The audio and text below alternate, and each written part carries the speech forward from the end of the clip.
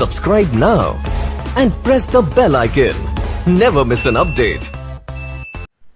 Hi guys, I am Siva Yadav and you are watching your favorite channel Siva Tricky Class. And I request all of you to watch the entire video till the end. And if you understand, then like, comment and subscribe. And if you do not understand, then in the comment you tell me that this is the problem. I promise that in the next video you must try to solve all that problem. So today we will study poem 4th in class 12th UP board. Name of this poem from an elegy written in a country churchyard.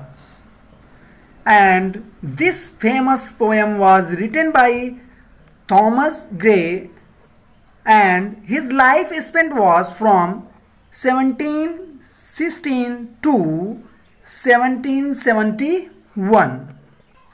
So let us now read the first stanza. तो आइए अब हम लोग पहले stanza को ध्यान से देखते हैं. The curfew tolls the knell of parting day. The lowing herd wind slowly over the lea.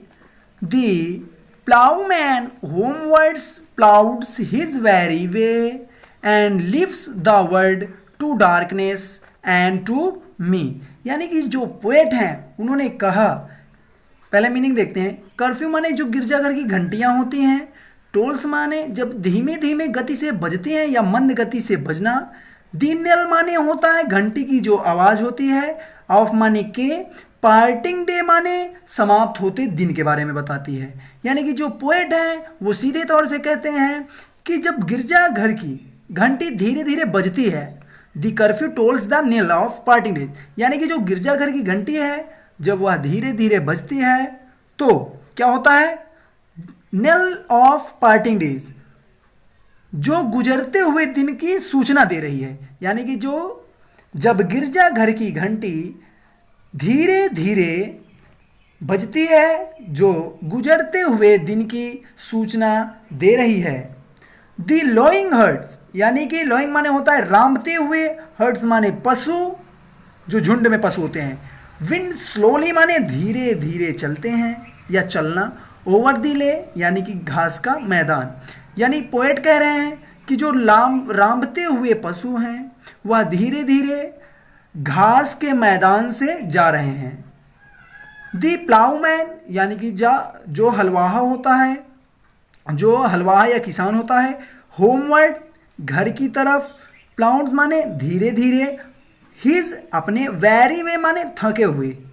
यानी कि जो पोएट है वो कह रहा है कि जो हलवाहा है, जो किसान है, वो घर की तरफ थके हुए रास्ते पर धीरे धीरे जा रहा है. यानी कि यहाँ पर रास्ता थका हुआ नहीं है, वो व्यक्ति थका हुआ है. यानी हलवाहा घर की तरफ थके हुए रास्ते पर धीरे धीरे जा रहा है.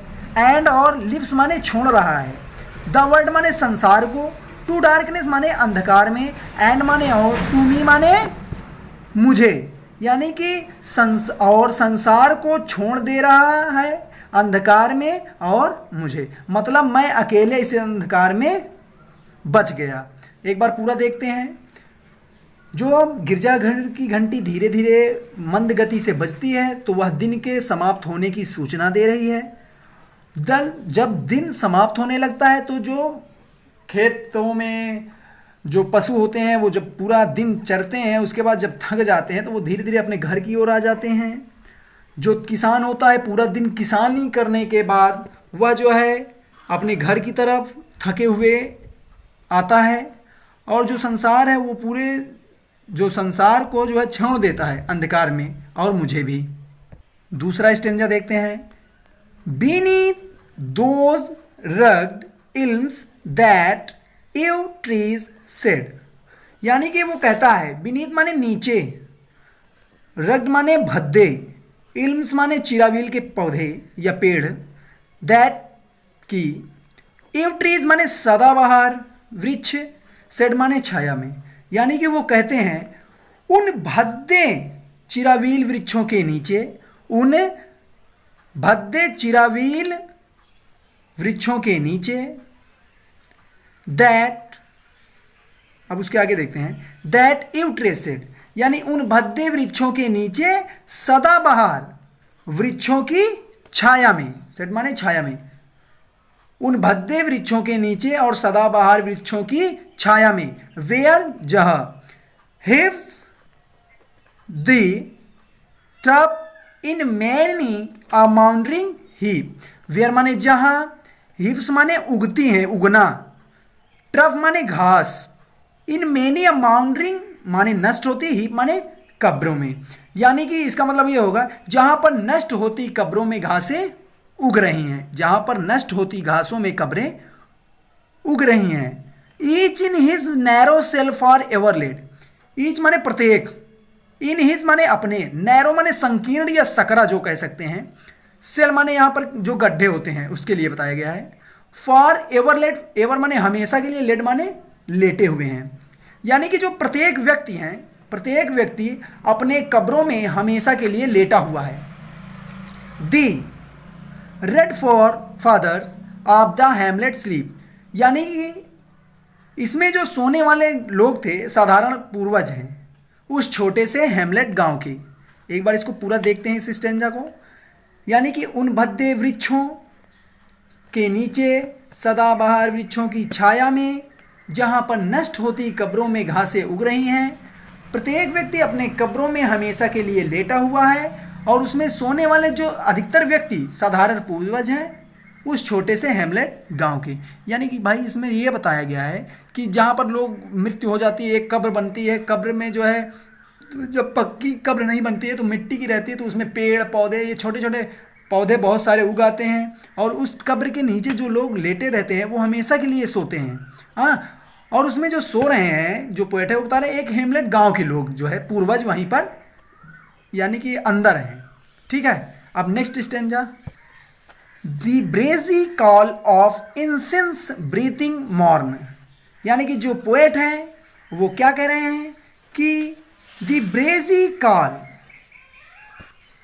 यानी कि ठंडी हवा, ऑफ माने की, इंसेंस माने सुगंधित, ब्रीथिंग यानी कि सुबह की, मॉर्न माने ब्रीथिंग माने जो है बहने वाली, मॉर्न माने सुबह की, यानी कि जो पोएट है वो ये कह रहे हैं कि जो सुबह बहने वाली सुगंधित और ठंडी हवा, सुबह बहने वाली सुगंधित और ठंडी हवा, the swallow twittering from the straw built shed, यानी कि दी सोलन माने जो चिड़िया होती हैं, ट्विटरिंग माने जब चहचहाती हैं, फ्रॉम माने से, द स्ट्रा यानी कि बुल सेड, सेड माने छप्पर और स्ट्रा बुल माने तिनकों से बने हुए छप्पर से, यानी कि अब यहाँ पर जो पोएट कहता है जो पक्षी की चहकाने की आवाज़ तिनकों से बने घोंसलों में से आती है, यानी कि सुबह सुबह जब जो है जो पक्षी होते हैं, जो चिड़िया होती हैं, वो अपने तिनकों के यानी घोंसले से बैठ के जो है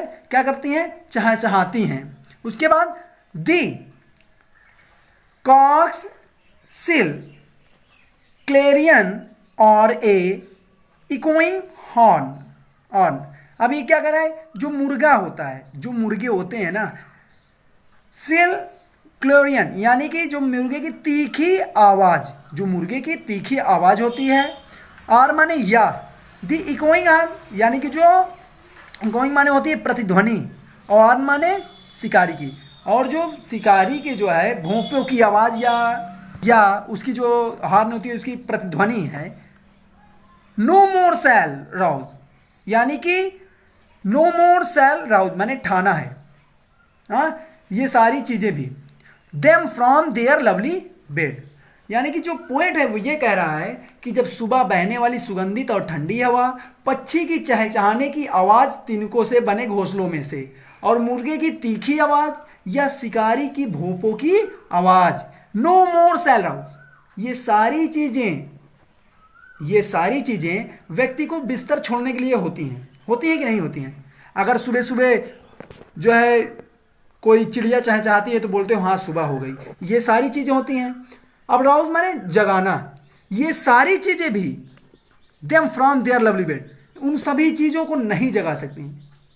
ये सारी चीज़ें उनकी कब्रों से जगा नहीं सकती हैं। ये जितनी भी चीज़ें हैं ये हम लोगों के लिए हैं, बल्कि जो अब उस जो है एक अच्छे से कब्र में सोए हुए हैं, अपने अपने लवली बेड में सोए हुए हैं, अब उनको जो है ये सारी चीज़ें, ना तो ठंडी हवा, ना चिड़ियों का चहचहाना, ना मुर्गे की बाग, ये सारी चीज़ें उन कब्रों से जगा नहीं सकती है। नेक्स्ट स्टैंजा है, let not ambition mock their useful toil. यानी कि अब कहता है लेट नॉट, एम्बिशन माने होता है महत्वाकांक्षी, महत्वाकांक्षी, मोक माने मजाक, देयर यूजफुल लाभदायक, टॉयल माने परिश्रम।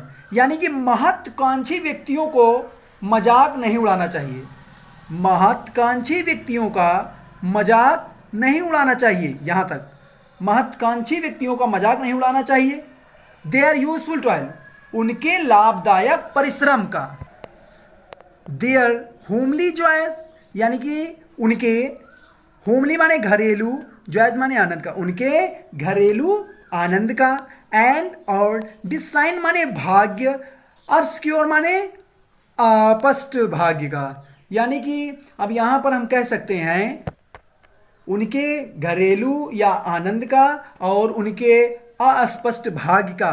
नार ग्रैंडवर हियर, ना ग्रैंडवर माने वैभवशाली, हियर माने सुनना चाहिए, विथ माने साथ, ए माने एक, डिस्टेंटफुल यानी घृणापूर्वक, स्माइल माने मुस्कुराहट से। ना ही वैभवशाली व्यक्तियों को सुनना चाहिए घृणापूर्वक मुस्कुराहट के साथ। यानी कि जो वैभवशाली व्यक्ति हों वो जो है घृणापूर्वक मुस्कुराहट के साथ सुनना चाहिए। क्या सुनना चाहिए ये बता दें भाई।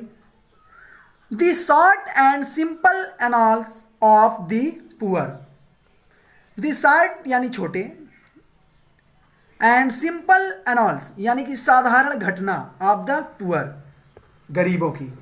यानी कि क्या सुनना चाहिए, छोटी और साधारण घटना को गरीब जीवन के। एक बार पूरे स्टैंजा को देख लेते हैं। जो महत्वाकांक्षी व्यक्तियों को मजाक नहीं उड़ाना चाहिए, उनके लाभदायक परिश्रम का, उनके घरेलू आनंद का, उनके अस्पष्ट भाग का, और न ही वैभवशाली व्यक्तियों को सुनना चाहिए ध्यानपूर्वक, घृणापूर्वक मुस्कुराहट के साथ सुनना चाहिए, छोटी और साधारण घटना के।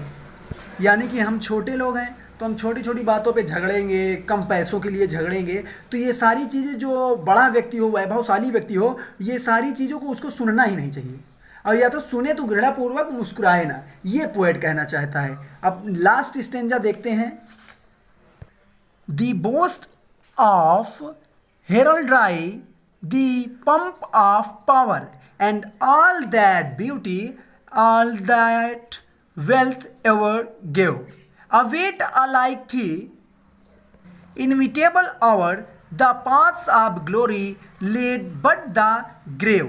अब यहाँ पर देखते हैं दी, यानी कि जो बोस्ट माने घमंड, बोस्ट माने घमंड, हेयर ड्राई माने उच्च कुल, यानी कि उच्च कुल में द, यानी कि उच्च कुल में जन्म लेकर घमंड करने वाले, यानी कि हम बड़े आदमी हैं तो हमारा घमंड, यही चीज़ पोएट कह रहा है। उच्च कुल में जन्म लेकर घमंड करने वाले, the pomp of power, the pomp of power, pump माने दिखावा, ऑफ माने का, पावर माने शक्ति, शक्ति का दिखावा करने वाले, and all that beauty, and all that beauty, और उनके सारे सुंदरता, ऑल दैट विदर एवर गिव, यानी कि उनकी सारी संपत्ति दिया गया है, उनकी सारी संपत्ति दिया गया है।